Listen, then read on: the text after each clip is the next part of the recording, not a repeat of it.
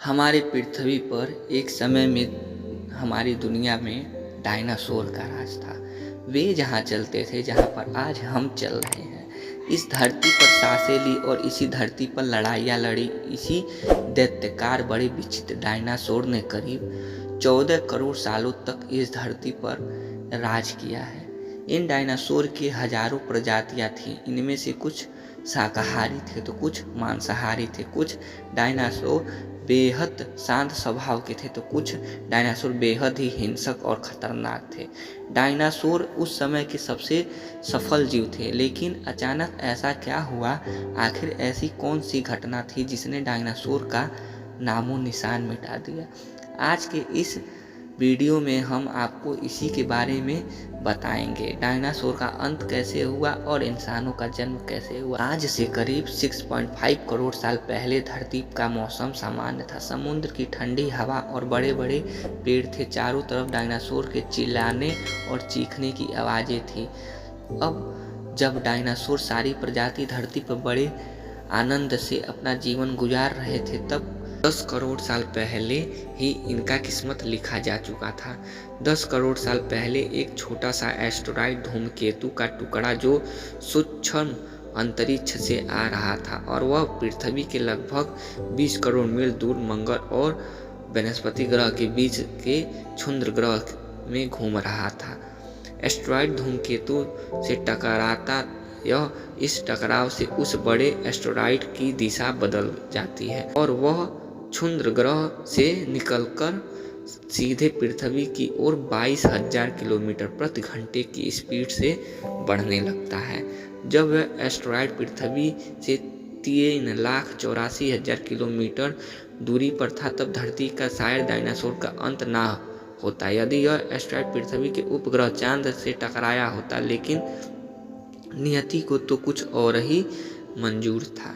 इसीलिए यह बड़ा एस्टेरॉयड चांद के बहुत ही नज़दीक से गुजर गया। 40 किलोमीटर बढ़ाया एस्टेरॉयड यह सेकंड प्रति सेकंड पृथ्वी की ओर बढ़ता जा रहा था। जब यह एस्टेरॉयड धूमकेतु पृथ्वी के वातावरण में संपर्क में आया तो इसकी रफ्तार बहुत ही ज़्यादा बढ़ गई, क्योंकि ग्रेविटी के कारण पृथ्वी का फोर्स अपने तरफ खींचने लगा। उस वक्त इसकी रफ्तार करीब 70,000 किलोमीटर प्रति घंटे हो गई थी। पृथ्वी के वातावरण में घुसते ही घर्षण के कारण यह भयंकर आग के गोले में एस्टेरॉयड बदल गया।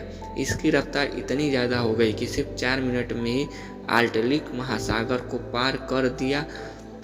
कुछ ही क्षण में यह एस्टेरॉयड मैक्सिको की खाड़ी के पास जमीन से टकराता है। यह लगभग 35,000 डिग्री सेल्सियस की ऊर्जा वाला एक भयंकर विस्फोट होता है। इस टकराव का विस्फोट लगभग 10 हाइड्रोजन बम के विस्फोट के बराबर था।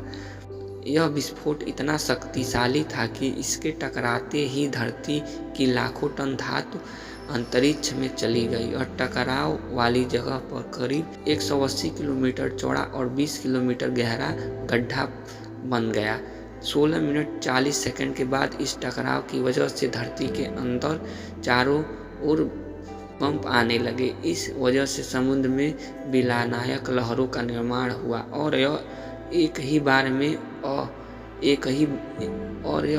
बाद एक अनुमानी लहरें चारों ओर बढ़ने लगी। भूकंप के कारण धरती पर मौजूद सभी सक्रिय ज्वालामुखी बाहर निकल गए, जिसकी वजह से हर जगह पर डायनासोर का अंत, सारे जानवरों का विनाश शुरू हो गया। धरती के महाविनाश की प्रक्रिया आरंभ हो चुकी थी। इस भयानक विस्फोट में रेडिएशन की मात्रा इतनी बढ़ गई कि इसके 800 किलोमीटर के दायरे में आने वाले सभी जीव पूरी तरह से जलकर खत्म। अब आपके मन में सवाल आ रहा होगा कि उड़ने वाले डायनासोर तो उड़कर बच गए होंगे, वे कैसे खत्म हुए? लेकिन उड़ने वाले डायनासोर जमीन से तो बच निकले। जो मेटल पृथ्वी के अंतरिक्ष में गया था वह ग्रेविटी के कारण आग के गोले बनकर पृथ्वी पर बरसने लगा, जिससे सभी उड़ने वाले डायनासोर हवा में ही खत्म हो गए। विस्फोट के 40 मिनट बाद पृथ्वी का वातावरण 100 डिग्री सेल्सियस से भी बढ़ गया, जिसके पेड़ पौधे वनस्पति सभी सारे जीव खत्म हो गए। विस्फोट